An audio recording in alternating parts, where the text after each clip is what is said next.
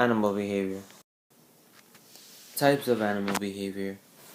Two examples of animal behavior would include imprinting and habituation. Imprinting is a rapid learning process by which a newborn or very young animal establishes a behavior pattern of recognition and attraction to another animal of its own kind, or to a substitute of an object identified as its parent. Habituation is a decrease in response to a stimulus after repeated presentation. As a procedure, habituation is repeated presentation of an elicited stimulus that results in a decline of the elicited behavior. For example, in this picture, if a dog continues to bark at a person, eventually the person will end up learning how to ignore the dog's bark. Classical conditioning. Classical conditioning is a process of behavior modification by which a subject comes to respond in a desired manner to a previously neutral stimulus that has been repeatedly presented along with an unconditional stimulus that elicits the desired response.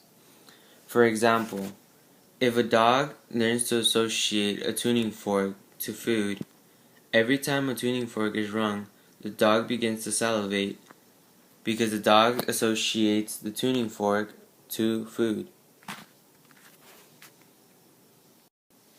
Animal communication. There are several types of animal communications. Before them would be visual, auditory, tactile, and chemical. The most commonly talked about form of communication for animals would be chemical. Chemical communication is when animals use pheromones or other things to convey a message to other animals. Some animals use chemical communication to let other animals know that they are either marking their territory or are ready for sexual reproduction. Visual communication would include uses of movements or other things to convey a certain message. For example, peacocks use their elaborate tails during courting rituals. Auditory communications is when animals use sound to communicate something. For example, when wolves howl to call other wolves to the pack.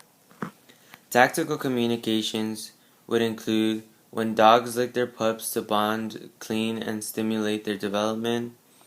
When baboons use touch to show affection and groom each other. Or when horses kick other horses to establish dominance. Finally, in this video, we are going to talk about social behaviors. There are two main social behaviors that I would like to address. There's agonistic behavior and altruism. Agonistic behavior originates from competition for food, territory, or mates. In agonistic behavior, threatening and submissive behaviors directly affect an individual's evolutionary fitness.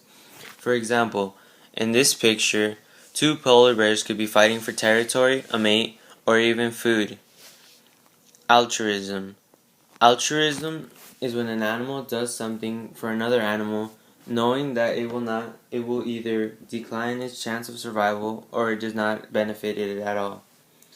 Usually altruism occurs between animals that are closely related to each other, but some animals perform altruism as a way to increase the total fitness of their population.